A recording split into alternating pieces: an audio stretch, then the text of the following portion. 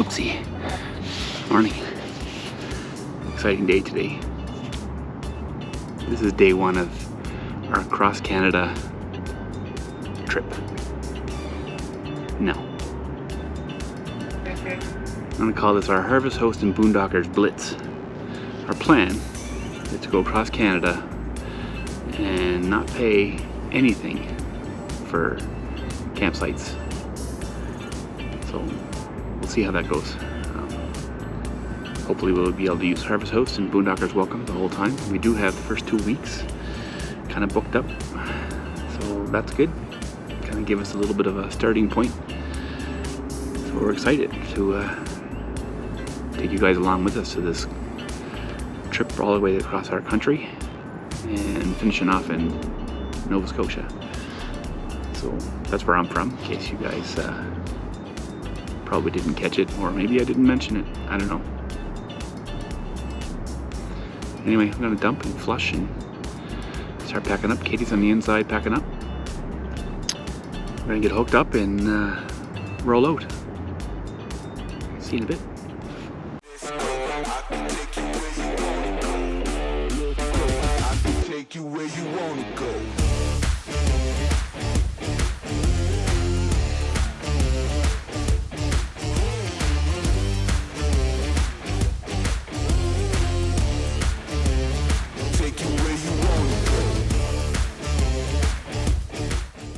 I am just putting a few things into under the bed, packing them away so that they're good for travel.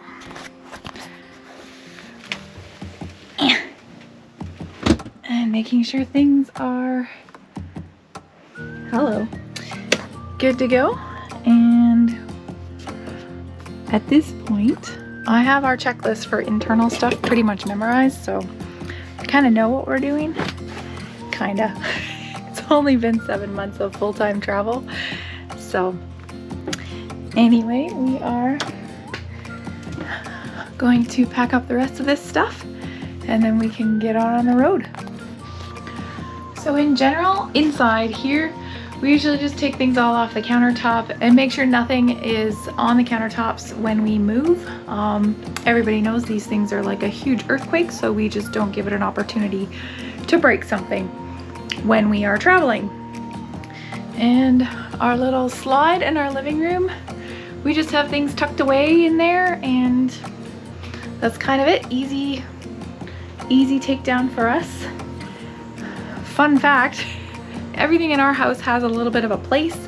When we crossed the border back into Canada in season 1 at the end of our trip, you'll remember or see that we got searched in secondary, and the border control officers told us that we had a very organized and very neat and tidy rig, so it made it easy for them to see if we had any contraband.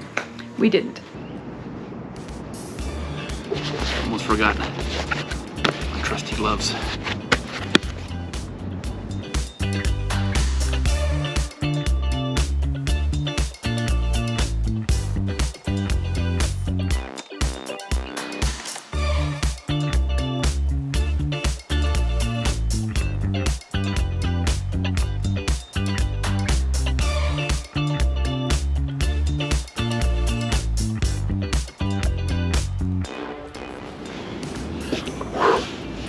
Me again. I don't know if you saw our video when we got our black tank and gray tank flushed in Parker, Arizona, but ever since then I've been really trying to do a good job flushing the black tank just to keep those sensors clean, because all you RVers know that it doesn't take very long for those things to get residue and stuff on them and they never read properly. And when you're boondocking all the time, it's nice to know where your levels are at. I do have a fix for that. We haven't gotten them yet, but that'll be an install video when I do order them. Until then, flush, flush, flush. That is the key to clean sensors. And probably when you put water back in your black tank and you treat it, put a fair bit of water, especially on travel days, so it kind of washes around, slushes everything out. That's probably a good way to keep them clean too. But anyway, that's what we do. What do you do?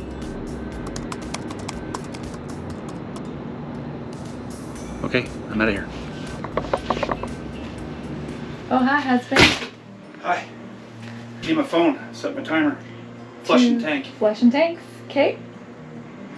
Do you want to tie Willow up outside? So Calculator, not the right one. Oh yeah. Timer? Yeah. Good. Can you put Willow outside so that she gets a little fresh air before the truck ride? Yeah. Come on, Pooch. You and me, outside.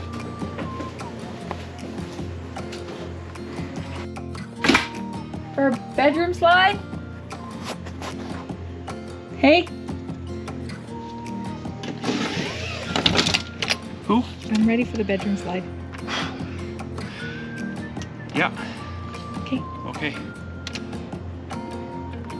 Yeah. That means I can put the bedroom slide in. And that noise you're hearing is Jason flushing the black tank. He likes to do that every time we're plugged into water. And once we're in, I like to just make sure that we have everything put aside. I always make sure our fan is closed. Everything in the bathroom is secure. And then I can close our bedroom door. Ooh, you haven't seen that yet? We have yet to do that. Maybe that'll be another video. And then we're pretty much, whoop, I forgot the coffee pods. Before we do anything, we have to put those away. And then we have to put the countertop down.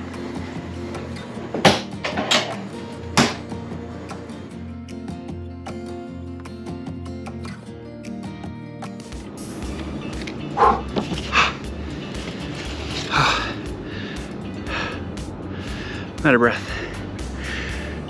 I just unhooked the power cord, which usually I get Katie to do. And no, that's not because of I'm a weak thing. It's a plan and pace and limit my exertion thing. Because of my long COVID, it takes very little for me to get out of breath and fatigued and, you know, all that crap. So I decided to do it because she's pretty busy on the inside. And I'll probably suffer for it later. However, back to my original comment I was going to make is when you're flushing your black tank, I know it says not to close the black tank valve and put water into it through your flush, but I do all the time.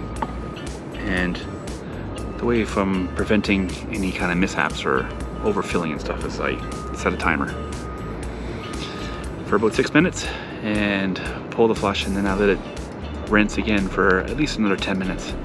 That way I think I've got it pretty good. It worked out so far. Oh, time to go.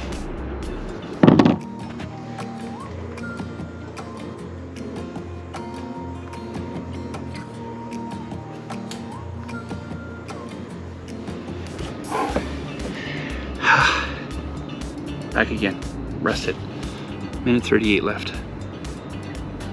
I'm going to show you what that flush does, and I think it contributes to filling up the black tank a bit. That water is pretty clean. I wouldn't show you if it wasn't. That is pretty good in my books. I'm going to call that a pass. But I'm going to let it flush for another minute and 30, whatever it is. Minute and 10. And then back the rest of this up. I guess I forgot to mention that we're currently in Edmonton. This is our starting point for heading east. So our drive day today is to, I forget, North Battleford, Saskatchewan. And I think we're stopping somewhere to see something fairly large. So, well, let's get cracking, if that's not a hint.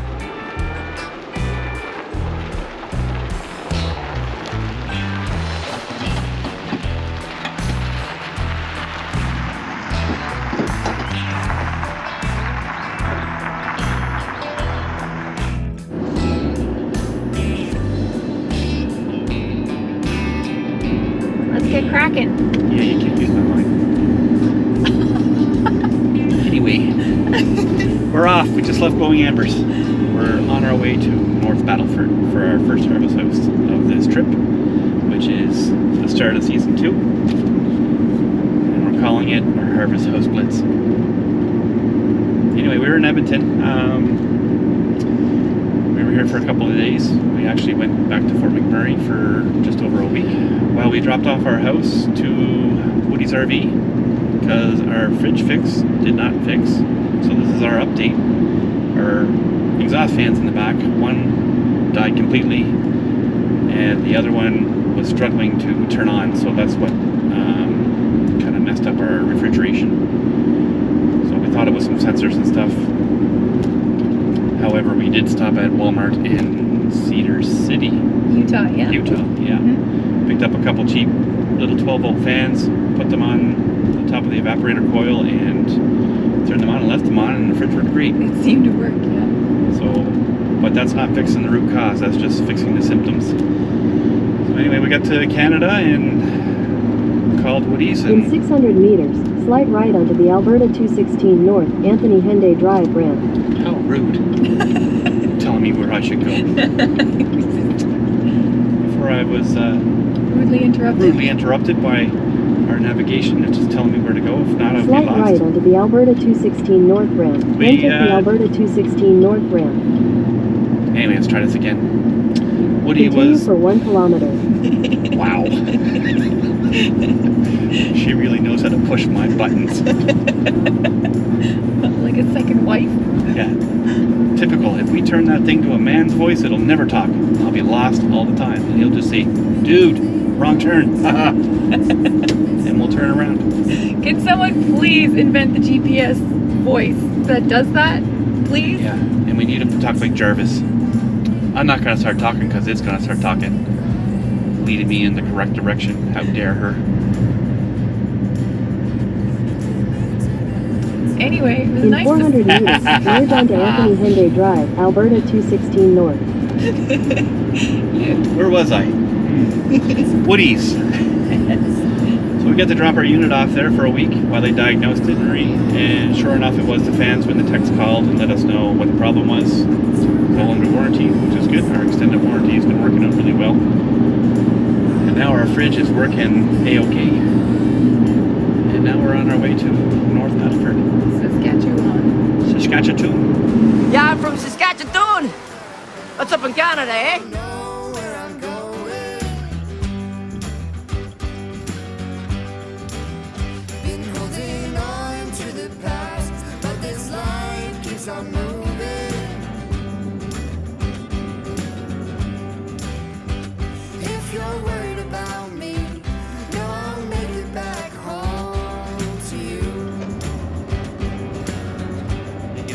We found our first spot and we're cracking a big egg. Look at that. Is it all it's cracked up to be? We'll have to see here. And the thing turns around in the wind. Hey look, you can scan the QR code. Interesting facts about the Pysanka. How do you say Pysanka? Just like you did. I think they need to reapply their QR codes. Anyway, we came here for a stop. Here it is. She's not in the frame with me. I'm in the frame. Quick 5-minute break. Now, on to North Battleford.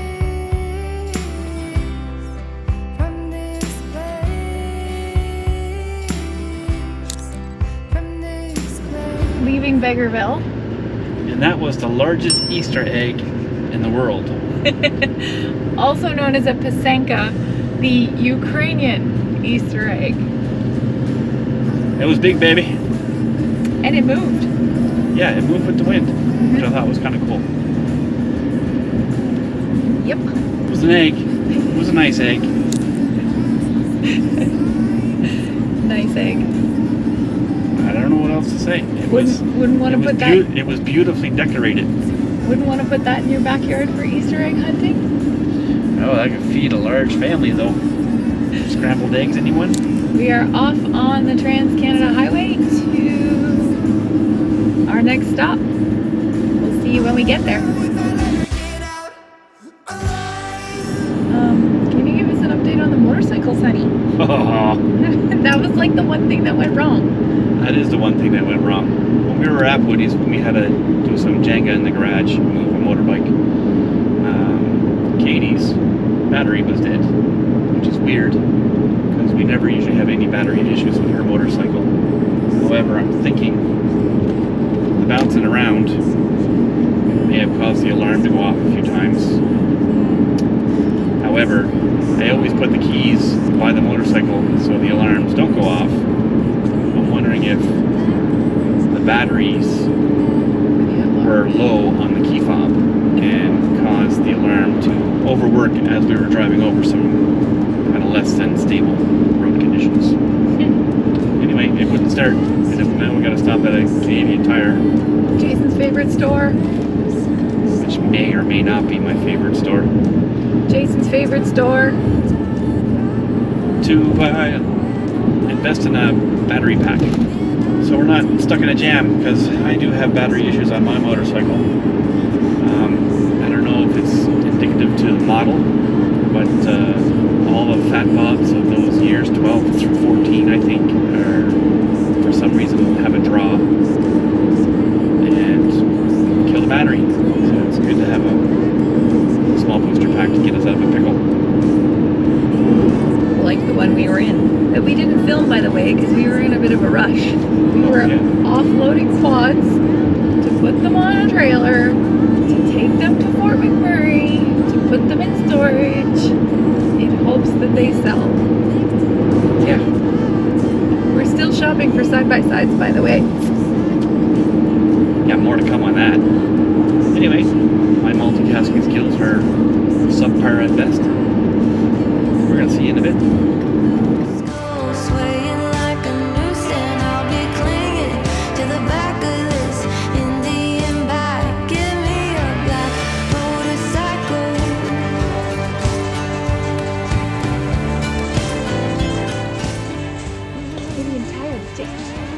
Yeah, around this thing.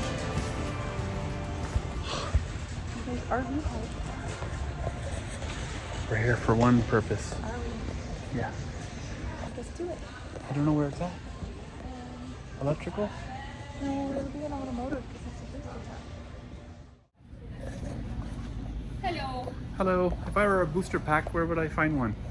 You're going to go right to that wall. Yeah. Then you're going to go right to that wall. Yeah. Okay. Then turn around. Okay, thank you.